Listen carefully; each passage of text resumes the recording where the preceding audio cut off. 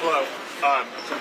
First, I want to commend President Trump and his national security team and our brave and skilled pilots and their crews for a brilliantly executed mission on Saturday night. Second, I want to condemn the selective and unlawful leaking of a report from the Defense Intelligence Agency, which explicitly said was preliminary, was done with low confidence, was done with numerous intelligence gaps that could lead to a broad range of conclusions. And I also want to address what I think are the effects of not only the United States' military efforts against Iran, but also the Israeli Defense Forces.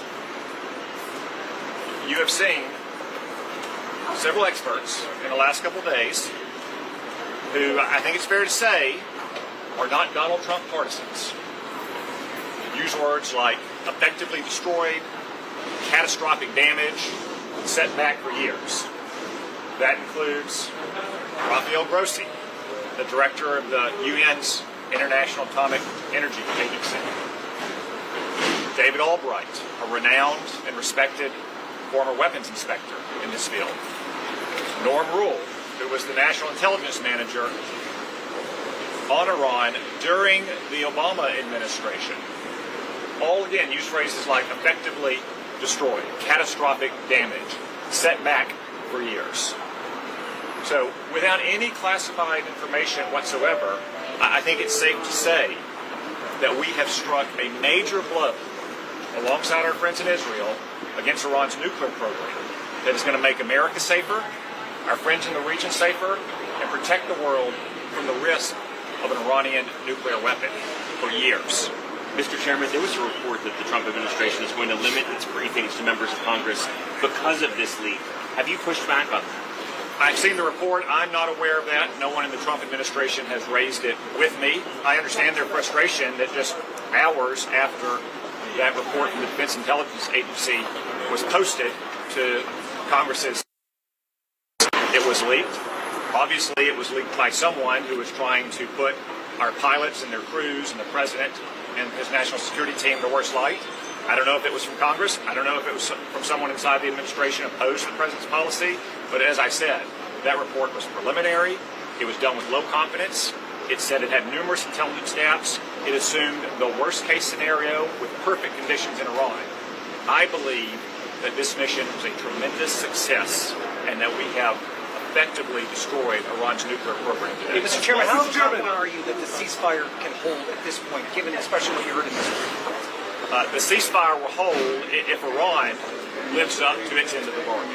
If Iran starts trying to attack Israel again or to attack U.S. interests in the region again, then both the President and the Prime Minister have said rightly that we will have to go back and we'll have to show Iran once again that we mean business. Senator Condon, the Democrats seem satisfied with this. They had expressed so many reservations about this. They should be satisfied. They got very good answers from John Ratcliffe, the CIA director, from Pete Hegseth, the Secretary of Defense, from General Kane, the Chairman of the Joint Chiefs, and from Marco Rubio, who I'd point out is not just the Secretary of State, he's also the National Security Advisor, something that I believe is almost unprecedented in terms of the access and briefing that the Democrats get. Now, maybe they're going to come out and tell you they're not satisfied. Some Democrats, some in the media seem to have such a case of Trump derangement syndrome that they're rooting for the survival of Iran's nuclear program versus celebrating the success of our pilots and their crews. But I think the answers they got in there should be totally satisfactory. Was there discussion of leaks in there at all? Yes, there was condemnation of the leaks by both the briefers and Republicans and Democrats for that matter. We should not ever leak classified information. Mr. Chairman, if there's additional force required necessary to do further damage to Iran's nuclear program, do you think that action should be vetted or consulted through Congress? Well, first off, as I said, I think we've caused catastrophic damage to Iran's nuclear program. That's not to say they might not try to reconstitute it at some time. But for those of you around 10 years ago during the debate over Barack Obama's nuclear weapons program, we often use the phrase vast nuclear infrastructure because it does take a vast infrastructure. And I know everyone's very focused on what happened at a couple of these underground bunkers or what happened with canisters of uranium. But if you look at the whole span of what happened over 12 days, the targeting of Iran's nuclear scientists, the underground bunkers, the centrifuge manufacturing sites, the gas to metal conversion sites, that's why we're confident, since all of those are single points of failure in an effort to get a nuclear weapon, that we have had an extraordinary success. Now again, both the President and Prime Minister Netanyahu have said that Iran should not try to reconstitute their nuclear weapons program, and if they do, then all options will remain on the table. If this chairman was there for discussion, if they should prosecute, Todd Blanche would have ruled that out last night. Well, the law applies equally to everyone, and no one should leak classified information. Do people in both parties seem satisfied by the amount of damage caused? Is there agreement in the room? I think you'll have to ask some of our Democratic colleagues. I suspect those who are satisfied won't stop here, and those who are dissatisfied will stop and explain the reason. Do you have some sense of where the enriched uranium is at this point? Has the intelligence community figured that out at this point? I don't have a comment on that. I will say it was not part of the mission to destroy all their enriched uranium or to seize it or anything else. Again, this is not a Mission Impossible movie. There's not a single thing out there that can be done or not done to allow Iran to get a nuclear weapon. It's the entire chain of events and people and places that you have to put together to get a nuclear weapon. The scientists, the centrifuges, the repair parts, centrifuge manufacturing, the cascades of centrifuges, the gas to metal conversion facilities. But I'm confident the mission was destroyed. But if that enriched uranium, we're not sure where that is. Senator Johnson, can you come over to the microphones, please?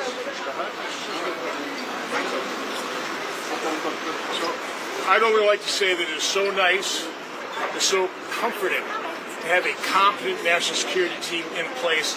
We heard an excellent briefing down there. I'm not going to give you any details, but I, for one, am comforted by having a president who was decisive, who took action to protect America, to protect our ally Israel, and at least for a while take away the threat of a nuclear Iran. So again, it's nice to have a competent team in place. Thank you. Senator, on the bill. Can you talk about the big beautiful? On the bill. Where you obviously you're one of the people who raised the most concerns about it. The leadership says this needs to pass by this weekend. Get it on the president's desk by July 4th. Is that the right thing to do? Given the public has not seen this bill, this is still being negotiated behind closed doors. Well, first of all, I haven't seen it. Again, there's nothing wrong with leadership setting deadlines to concentrate our efforts, so we're starting to work hard. So we'll stick around and we'll work hard. I'm going to head over to the White House right now. Our discussions are cordial.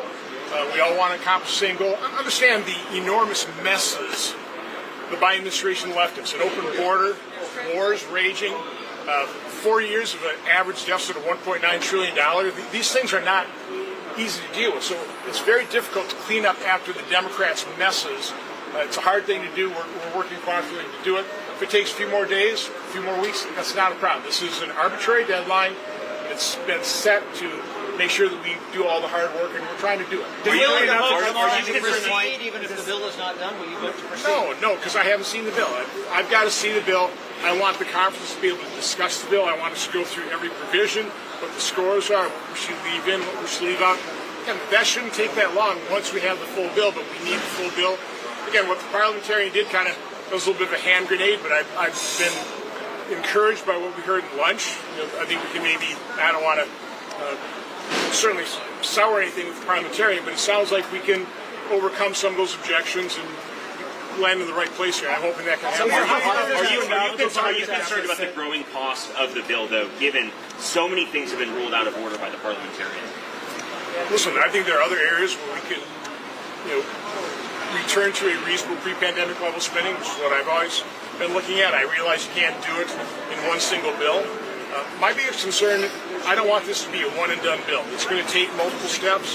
So that's my main thing, is what can we do as a forcing mechanism to make sure that if we do a budget review panel and we do go line by line and program by program, and literally identify things, if we eliminate programs, hundreds of billions of dollars of spending, nobody even notice. I mean, when you go from $4.4 trillion of spending to $7 trillion, don't tell me there's plenty of savings left. we're trying to do something hard. We're trying to do it pretty fast. It'll take time and we'll need another bite at the apple here. So again, we're working very cooperatively. I appreciate what the White House administration is doing in terms of helping set up a budget review panel to do that line by line, program by program review. Again, I'm looking at what's the forcing mechanism, so if we do the hard work, we actually have another bite at the apple to enact those. How much worse will this make the budget deficit, this bill, or become law? How much worse, in your opinion, will this make the deficit? It kind of all depends. One thing that is intriguing is the tariffs are in place. They haven't sparked inflation. I was with Secretary Besson in his office a couple of days ago, and maybe something we should contemplate, because right now those are somewhat uncertain, held up in court. Maybe we should actually codify the tariffs. You talk about a revenue source, lower the rates broad the base that is paid for in part by foreign companies and foreign governments. That's not that bad. So again, I'm not a big fan of tariffs. I think President Trump was probably right on this. This might, well again, it's not codified right now. If we hit a sticking point, that's maybe not a bad place to go in terms of assuring ourselves we have reduced deficits. Now, I really don't want to fund the deep state, but I also don't want to have these massive deficits. So I'm very open. I'm very flexible. I'm focused about we have to stop mortgaging our kids' future. It's unconscionable. It's wrong what we're doing.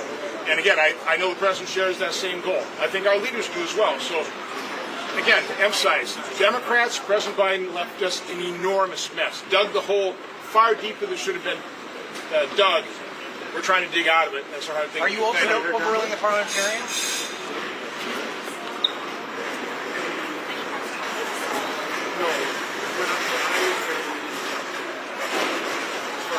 Hey, it's joining here. Sure.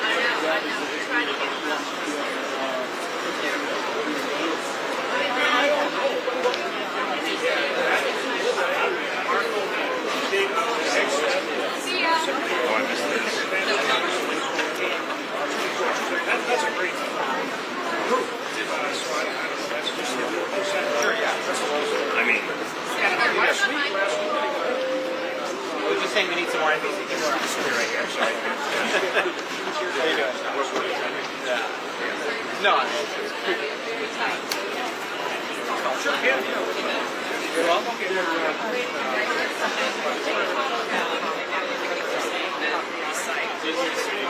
Yeah. They talk about the need and the potential to have to restrike the site. So my impression coming out is similar to my impression going in. And you can look at the CIA report, which Director Radcliffe talked about. And it's their report, and they stand behind it. It's been released publicly that they're saying a year, 2 years in terms of the damage inflicted and the time it will take to recover. The other point that was made, and I think this is a very important point, we just demonstrated that we can take out their sites between what Israel did and the United States, our strike. We can take out the setup that they have now. Would you really recreate the exact same thing? You have to think about it pretty long and hard. Furthermore, they're scientists, they're generals.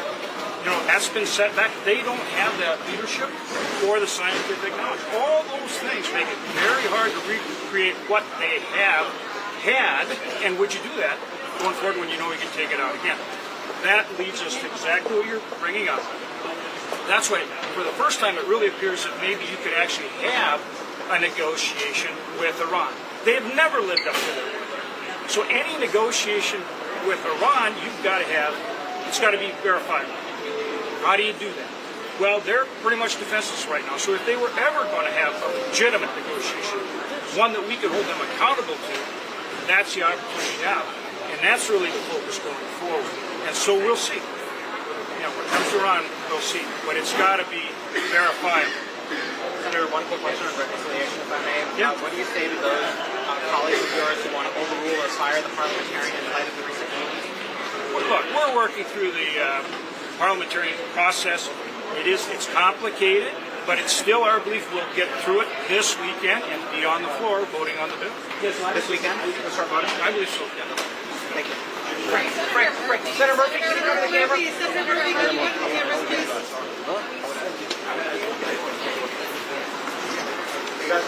Listen, I appreciate the briefing. This briefing should have happened immediately after these strikes.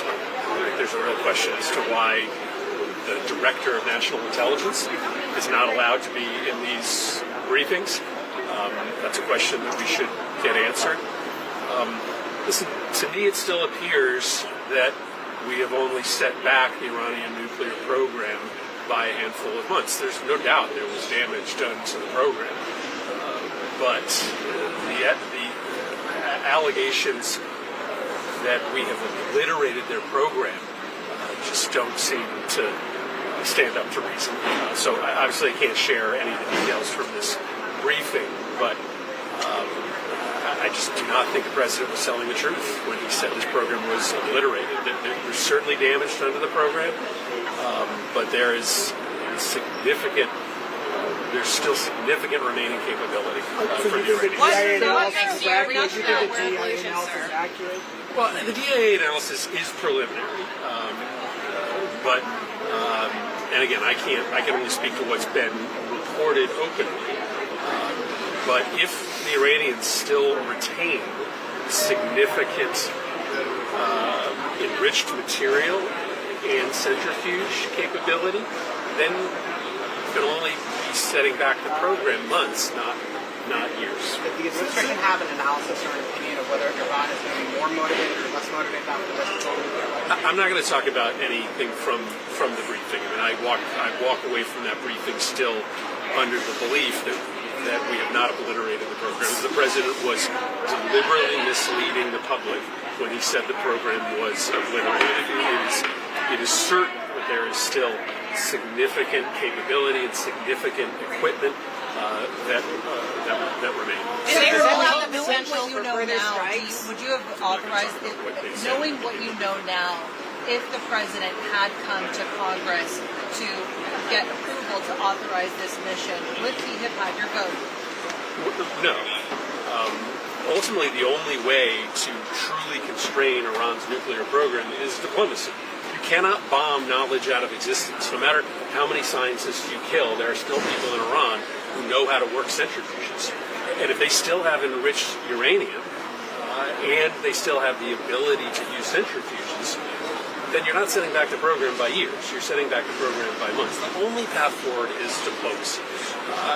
And I just have not heard a realistic path from this administration about diplomacy. Of course, all of us would love a diplomatic agreement in which Iran promises to hold no enriched material.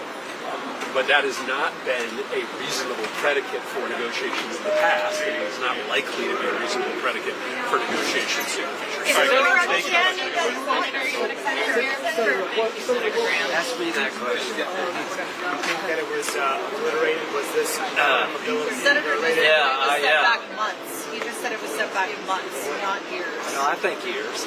So Operation Midnight Hammer was brilliant, it was bold, it was necessary, and it was effective.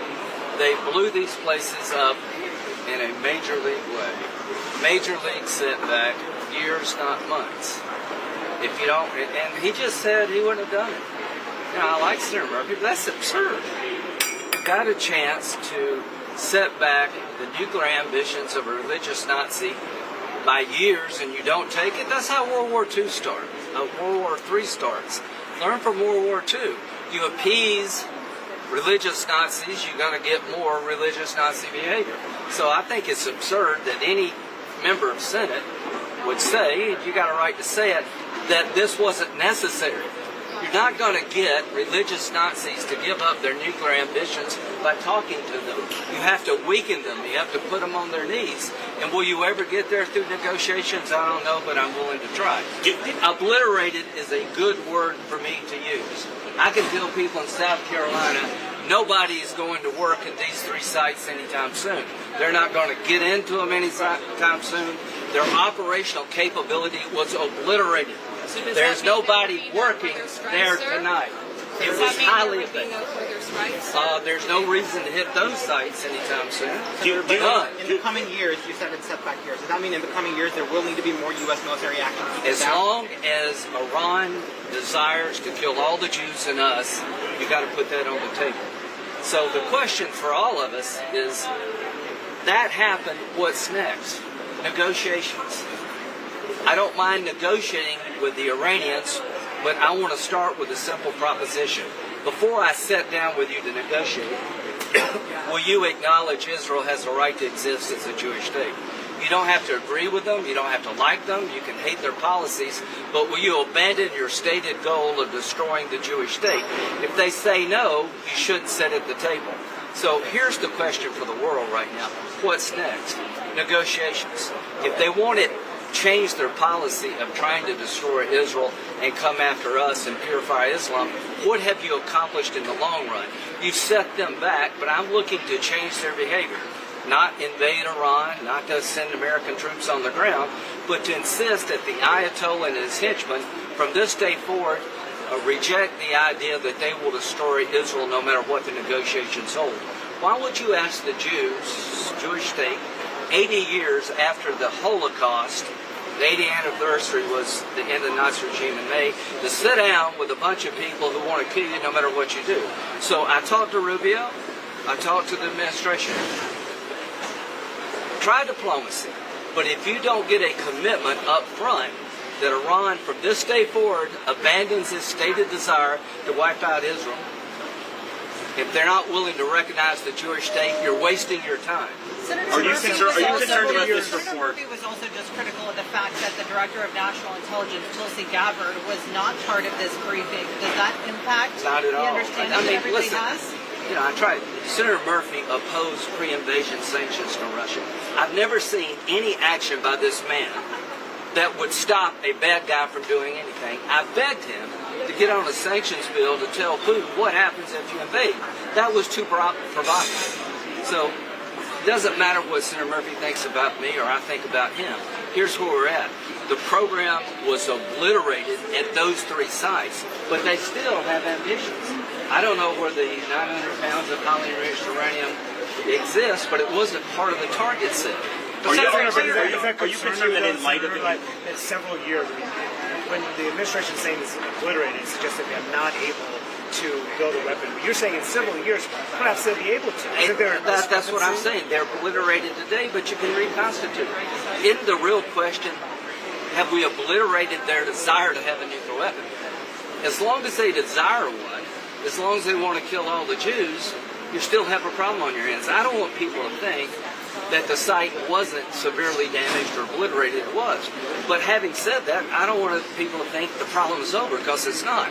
They're going to keep trying this as long as they change, until they change their stated goal. Now, will they ever do that? I don't know. There's reporting that the United States, that the Trump administration is planning on briefing Congress less in light of this. Ratcliffe said no one's told him that, no one suggested that. It was a good briefing.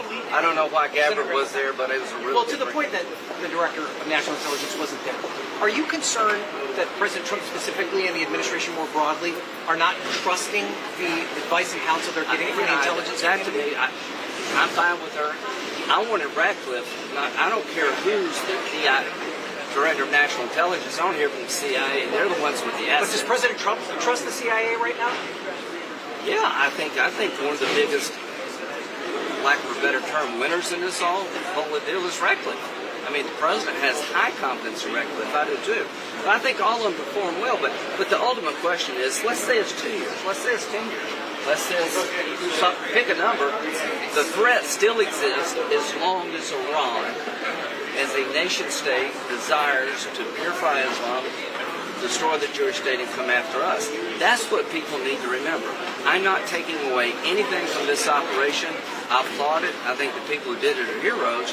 But I don't want the American people to think that this is over. It is not over until the regime decides to change their attitude and their behavior. Now, are they weakened? Yes. Can negotiations work? Maybe. They've never been this weak.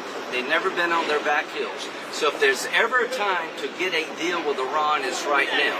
But here's what I think.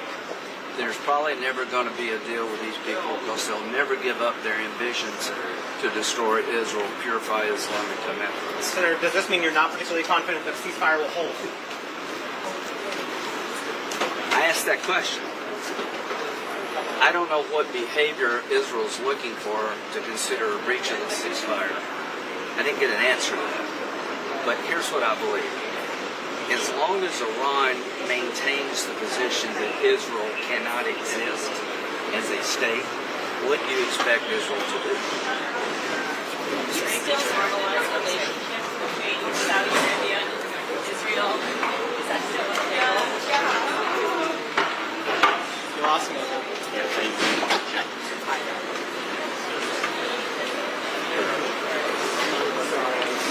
Walking fast, so I was stepping back. I just slide in here a little bit more.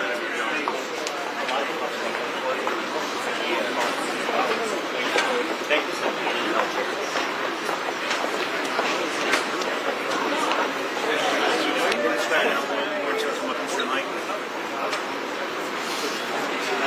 Hey, Robert, do you buy on Schumer?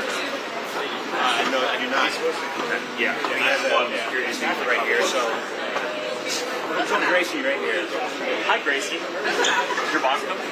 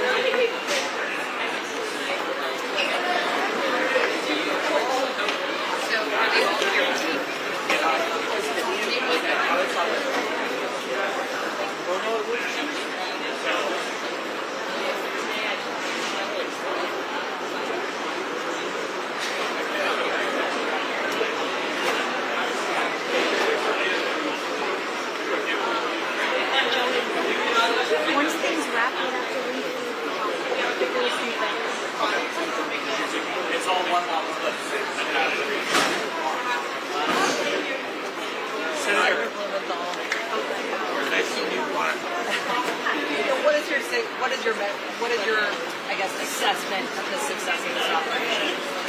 Let me say, first of all, most of what we heard today, the American people deserve and need to hear, and there's no reason why it should be kept from them. My personal view, based on what I heard, is Iran continues to be a threat. A nuclear armed Iran is a threat to the entire world, an unacceptable threat. And right now, we have no final battle damage assessment that would enable us to be comfortable or complacent about what has been done. We are very grateful to the military men and women who performed a feat of military accomplishment that I think will go down in the annals. But their mission was not what they could destroy with the tools that they have. And the final assessment will have to indicate to us whether Iran could reconstitute the centrifuges or nuclear enriched uranium that they have, and they have dispersed them.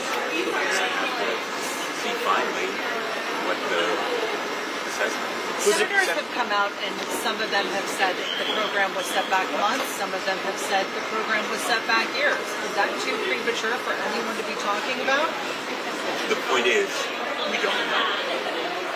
Anybody who says we know with certainty is making it up because we have no final battle damage assessment.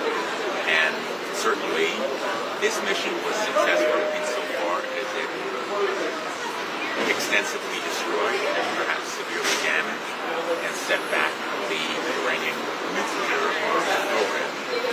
But how long and how much, it really remains to be determined by the intelligence community itself.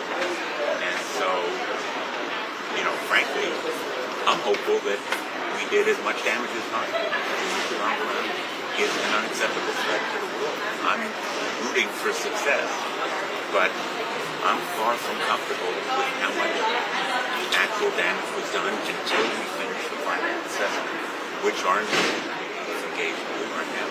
And I hope they work with the Israelis and others who may have.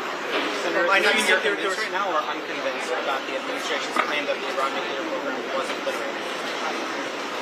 I think obliterated is much too strong because it implies that it couldn't be reconstituted. Somehow it was completely eliminated. Certainly there was serious and perhaps severe damage to that.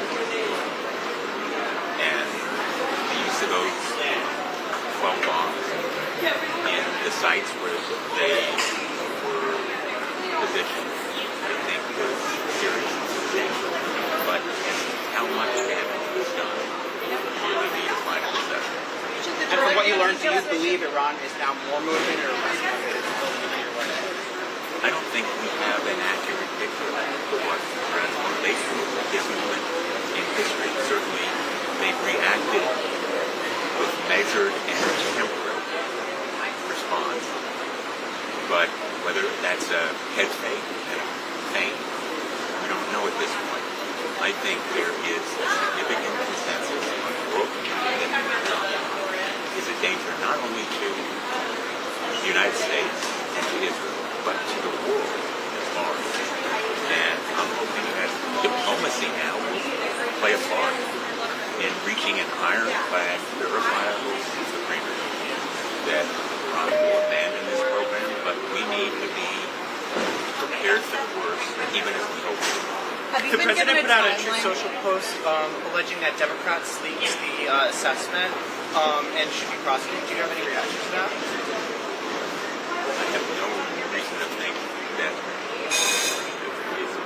if your question members of Congress or I can pull it up. He said Democrats specifically. The president is on Truth Social. Well, I have no information about it. Senator, were you given a timeline on when Congress may be given a final assessment with those outlying Let questions? me put it this way, because I'm not at liberty to talk about what was said, and so far I haven't. The question about how long the final assessment report has to be answered by this administration. And so far, there's been no answer publicly, and the American people deserve it. Should the Director of National Intelligence be part of that final assessment? I think everyone and anyone with the capability and knowledge of that training should be. Senator, do these strikes set back the Iranian nuclear program months or years? Clearly, damage was inflicted on the Iranian nuclear, and we do not want Iran to have the capability to build a nuclear weapon. That has been the position of the United States and the overwhelming majority of Democrats and Republicans for decades. It is going to take time to get a final assessment of how much damage. The thing that I've had some concern about is when people jump to a conclusion too early. Clearly, the President making a comment on Saturday night before any assessment of total obliteration. Listen, I hope that is the final assessment. But if not, does that end up providing a false sense of comfort for the American people, for that matter, the world? I was glad to hear members down there stand up for the strength and integrity of our intelligence community, how good they are. I hope that would be reflected more often by this administration and not being willing to blow off or ignore the conclusions of the intelligence community. That is absolutely critical. We do that at our peril. But to get to the point where Iran does not have the ability to enrich uranium that could possibly use for military purposes, you're going to need diplomacy. You're going to need inspectors on the ground. It's clear, and again, this is long before this brief, that some of the enriched uranium was never going to be taken out by a bunker buster bomb. Some of that obviously remains in Iran. So we've got to get to that diplomacy point. We also need to get the full assessment of the level of damage done. And boy, I sure hope that some of the extraordinarily strong words that were said about the integrity and quality of our intelligence community, that message will resound in the White House and elsewhere. Do you think that the Director of National Intelligence should be part of that final absence? And what do you make of her absence today? I make no judgment. I obviously have grave concerns about the DNI, concerns. She literally fired people from the intelligence community because they would not change the intelligence product. That's the way. You only need to say four letters like Iraq. So I was very satisfied. Senator, based on what you learned, do you believe Iran is now more motivated or less motivated? There are, obviously, if we don't have all of the enriched uranium eliminated, some of those capabilities exist. How quick on a rush, particularly for a bomb that wouldn't necessarily be deployed through a missile, is some questions I've started. And do you agree with Senator Graham that further military strikes need to be on the table in the coming months or years? What I think we ought to see is what happens next. And my hope, and again, I'm glad to hear people talk about this, the only way we get certainty is with inspectors on the ground, making sure not only about the enriched uranium, but the fact of what this regime, it's a bad regime, might be trying to do in secret. That will only come through diplomacy and the fact that it appears that the United States and Iran are going to enter into those negotiations next week. That's a good thing. Senator Warner, can you share by Congress from the bill, and they're not ruling out prosecuting members of that? Do you think that's appropriate to be saying right now? I have been extraordinarily consistent. Leaks of any kind should be prosecuted. I simply wish that the administration would adhere to that same level of secrecy about classified information that shouldn't be shared on non-classified channels like Signal, and the fact that we still don't know whether the participants on some of those calls have ever even had their phones scrubbed for malware. That is not practice. Were you aware of the DIA assessment before CNN reported on it?